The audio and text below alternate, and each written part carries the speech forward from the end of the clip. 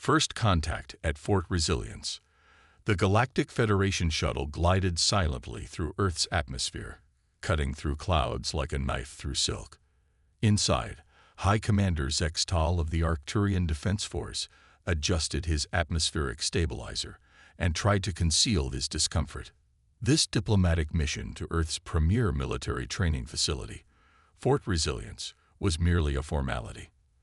The Federation Council had already classified humans as a Class 3 developing species, technologically functional but tactically primitive. Approaching landing coordinates, Commander, announced his pilot. Then Mira, her four-fingered hands dancing across the controls. Earth's delegation awaits us. Zextal straightened his posture, the iridescent scales along his neck flattening in preparation for the diplomatic encounter. Remember our briefing. These humans rely heavily on projectile weapons and physical combat. Quaint, but ultimately ineffective against our photon shields and neural disruptors. As the shuttle touched down on the landing pad, Zextal observed the human welcoming party. They stood rigidly in their blue and gold uniforms, seemingly uncomfortable in the April heat. Their primitive endoskeletons and fragile water-based biology had always struck him as evolutionary disadvantages. High Commander, a human female, stepped forward, extending her hand in their curious greeting ritual. General Diana Hayes, Commandant of Fort Resilience, welcome to Earth.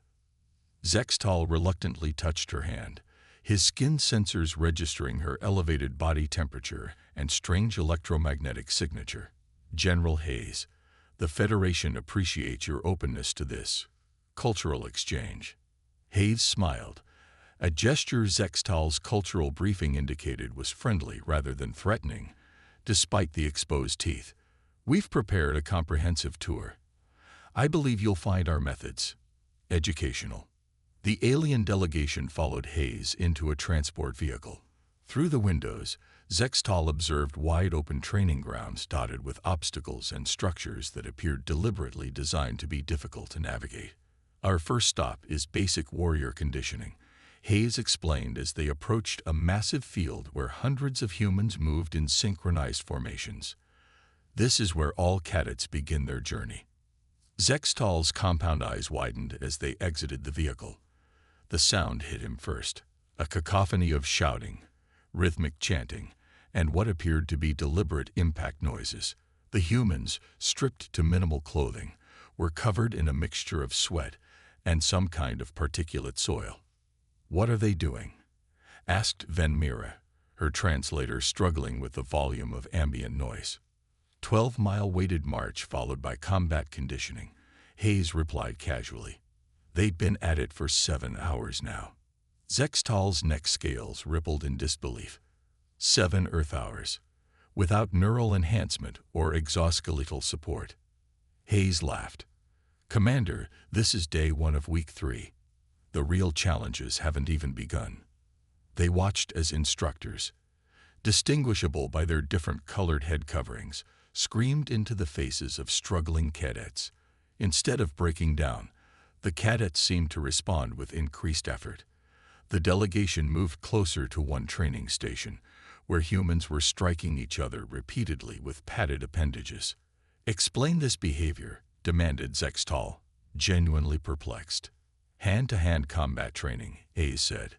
"Every cadet must master multiple forms of unarmed combat." "But your species has projectile weapons," Van Mira interjected. "Why waste biological resources on primitive combat forms?" An instructor nearby overheard and barked a laugh. "Because bullets run out, ma'am. Hands and feet don't." The delegation proceeded to an enclosed building where the temperature suddenly dropped dramatically. Inside, human cadets were submerged in icy water, their skin turning alarming shades of blue and purple. "Cold weather survival training," Hayes explained, watching the aliens' reactions carefully. "Hypothermia resistance and recovery." Zextal felt his third heart begin to race, a biological response to extreme confusion. "You deliberately expose your warriors to environmental conditions that could terminate them. For what purpose?" Hayes' expression hardened slightly. "So they know they can survive it, Commander." So when they face it in the field with lives on the line, it's not the first time. The tour continued to a barren landscape dotted with small holes and ditches. Cadets lay prone on the ground, completely motionless, some partially buried in earth. Stealth and patience training, Hayes said before Zextal could ask. These snipers have been in position for 36 hours without moving. The record is 72. Without nutrition or waste elimination, Van Mira asked, her voice rising in pitch. They manage, Hayes replied cryptically. The delegation moved on to what Hayes called the Kill House, a multi-level structure where cadets moved through rooms firing projectiles at targets that appeared unexpectedly. The speed and precision with which the humans reacted seemed impossible for their primitive neurology. How are they processing target acquisition so quickly? Zextal couldn't help but ask. Practice, Hayes said simply. Hundreds of thousands of repetitions until the response bypasses conscious thought entirely. Inside a darkened room, the delegation observed as cadets were subjected to what Hayes called psychological stress tests. Humans were placed in scenarios designed to trigger fear responses, confined spaces, simulated drowning, and exposure to violent imagery, while required to perform complex tasks. This is barbaric, Van Mira whispered to Zextal in their native tongue. Hayes, seemingly unaware of the comment, continued the tour to a massive field where hundreds of cadets engaged in what appeared to be ritualized warfare with primitive rules. They tackled each other with tremendous force, fighting over an oblong ball. This is recreation, Zextal asked, incredulous. Football, Hayes nodded. Sport builds teamwork, strategic thinking, and controlled aggression. Plus, they enjoy it. The word registered strangely in Zextal's translator. Enjoy. They find pleasure in this physical punishment. Commander, Hayes said quietly, humans don't just endure hardship. We seek it out. We climb mountains because they're there. We push boundaries because they exist. As the day progressed, Zextal observed something that disturbed him more than the physical training. The social bonds forming between cadets. After enduring what seemed like torture, they gathered together, laughing, sharing nutrition, tending to each other's injuries. It defied logic. In Arcturian military doctrine, unnecessary social connection was discouraged as a potential weakness. The final stop of the day was the Academy's medical facility. Instead of the advanced regeneration chambers Zextal expected, he saw humans with primitive stitches, bandages, and braces continuing their training despite obvious injuries. Why not allow full recovery before resuming training? He asked. Hayes studied him carefully before responding. Because war doesn't give you that luxury, Commander. We train as we fight. Later, alone in his temporary quarters, Zextal reviewed his notes with growing concern. The Federation's assessment of humanity had been dangerously flawed. These weren't merely technological primitives stumbling their way into the galactic community. Van Mira, he called to his assistant, contact the High Council. Request immediate reconsideration of humanity's classification. On what grounds, Commander? She asked. Zextal stared at the images of smiling, bloodied cadets supporting each other through their brutal training. These humans don't just survive adversity. They deliberately seek it. They forge themselves in pain and emerge stronger. And most concerning of all, they do it together. The realization settled into his consciousness like a cold stone.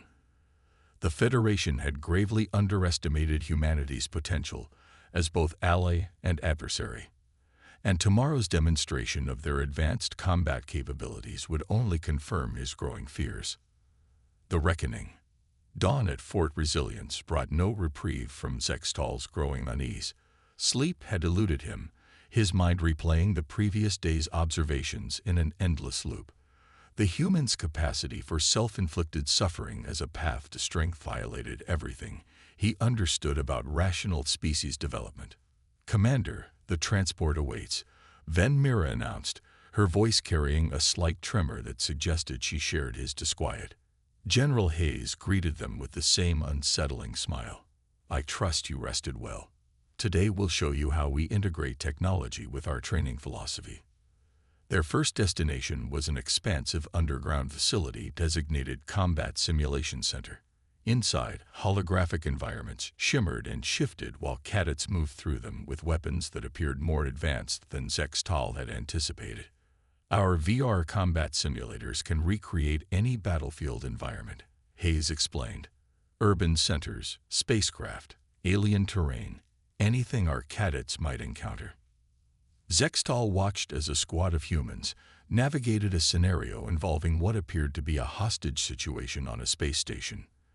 Their tactics were unorthodox, but undeniably effective, combining formations he recognized with approaches that seemed completely improvised. "Impressive technology," he conceded, though still generations behind Federation neural simulators. Hayes' smile never wavered. "Perhaps, but there's an interesting difference, Commander. Your simulations directly feed information to your warriors' brains, correct? Ours don't. Our cadets must interpret imperfect information, just like in actual combat." An instructor approach, offering the aliens headsets. "Would you care to observe from a cadet's perspective, Commander?" Reluctantly, Zextal placed the device over his compound eyes. Instantly, he was immersed in chaos. Flashing lights, obscured visibility, conflicting information, and deafening noise. He removed the headset after mere seconds, his cardiopulmonary system racing in distress. "How do they function in such conditions?" he demanded. "By experiencing it repeatedly until it becomes normal," Hayes replied. "Stress inoculation." The next demonstration involved what Hayes called technology denial training. Cadets were equipped with advanced communication systems, targeting arrays, and navigation tools, which instructors then systematically disabled, forcing the humans to complete their missions with increasingly primitive backups. "When your primary systems fail, you need alternatives," explained a grizzled instructor as cadets abandoned their disabled equipment and resorted to paper maps and manual signaling. "Technology is a tool, not a crutch." This philosophy was foreign to Arcturian military doctrine, which emphasized technological superiority as the foundation of tactical advantage. The idea of deliberately training without technology seemed like intentional regression. "They're making it unnecessarily difficult," Zextal whispered to Van Mira. "Or preparing for worst-case scenarios," she replied, her tone suggesting increasing admiration. The delegation was then led to an isolated hangar where the air hung heavy with anticipation. Inside, a scenario was unfolding that Hayes described as a crisis response simulation. The parameters: a disabled spacecraft with critical systems failure, toxic atmosphere, and multiple casualties. What followed stunned even Zextal's diplomatic composure. The human cadets, faced with a scenario he judged to be unwinnable, refused to accept defeat. They cannibalized equipment for unintended purposes, used their bodies as biological shields against simulated radiation, and improvised medical procedures that no sane military protocol would authorize. "This can't be standard procedure," he finally stated, unable to reconcile their actions with any military doctrine he understood. Hayes turned to him, her expression serious for the first time. "There is no standard procedure for unprecedented situations, Commander. We don't just train our cadets to follow protocols. We train them to create solutions when protocols fail." The final demonstration was held on a massive field complex where various combat vehicles and weapon systems were arrayed in formation. Here, finally, was something Zextal recognized: a conventional display of military hardware and tactical formations. "Our integrated combat demonstration," Hayes announced as human aircraft screamed overhead in precise patterns. What began as a familiar military exercise quickly evolved into something Zextal had never witnessed. The humans switched seamlessly between weapon systems as instructors simulated failures. Soldiers abandoned vehicles and continued missions on foot. Communications officers reverted to primitive visual signaling when their networks were jammed. Most disturbingly, individual humans made tactical decisions without apparent hierarchical authorization, when separated from command structures. Your command chain seems flexible, Zextal observed carefully. Mission command philosophy, Hayes explained. Clear commander's intent, distributed decision-making authority. Every soldier understands not just what to do, but why, so they can adapt when circumstances change. The demonstration culminated in an assault on an entrenched position. Human forces employed what appeared to be standard tactics, until defenders deployed a countermeasure that disrupted their approach. Without hesitation, the attacking force fragmented into smaller units, each adopting different methods, some launching aerial assaults, others burrowing underground, and a few engaging in direct confrontation as distraction. They're not following any recognizable doctrine, Van Mira noted with professional concern. No, Hayes agreed. They're solving the problem in front of them with the tools they have available. That's the essence of human warfare. As the demonstration concluded, and the delegation prepared to depart, General Hayes presented Zextal with a ceremonial gift, a simple combat knife with a worn handle. This belonged to a soldier who survived 72 days alone behind enemy lines, she said. No technology, no support, just training and will. Zextal accepted the primitive weapon, feeling its weight with new understanding. General Hayes, I must ask, why show us all this? Surely revealing your training methods provides potential adversaries with valuable intelligence. Hayes' smile returned, but now Zextal recognized something in it he had missed before: predatory confidence. Because, Commander, nothing I've shown you can be replicated without the human element. You can copy our methods, our technology, our tactics, but without understanding what drives us, you'll miss the most critical component. And what is that?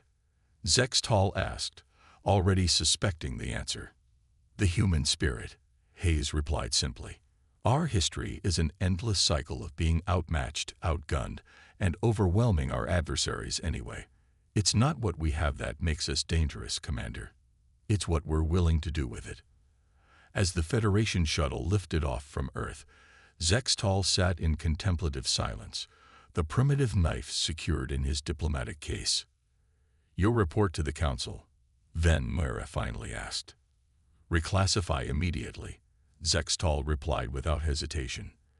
These humans are not Class 3 developing primitives. They're potential apex predators. That's serious. Van Mira's scales paled. Consider the evidence, Zextal continued. They deliberately subject themselves to conditions that would break most species. They train without technology to remain lethal without it. They forge profound squad bonds while maintaining individual initiative. And most concerning, he paused, struggling to articulate the most disturbing realization. Yes, Commander, they enjoy the challenge. Did you notice? In their eyes during the most difficult trials, there was something like satisfaction. They seek adversity as a crucible. What species does that? Van Mira's answer came quietly. One that evolved on a death world. Zextal nodded grimly. The Federation must approach humanity with extreme caution, not because they're primitive, but because they're potentially more advanced than we recognize, not technologically, but evolutionarily. They've developed something we never needed: psychological resilience paired with creative adaptability. As Earth shrank to a blue dot behind them, Zextal drafted the opening line of his report. Humanity must not be judged by their technological achievements, but by their capacity to transcend limitations we consider absolute. If the Federation pursues hostilities, victory cannot be guaranteed regardless of our apparent advantages. These humans are not merely warriors. They are forged in adversity and tempered by choice. They do not just fight to win. They fight because the fighting itself makes them stronger.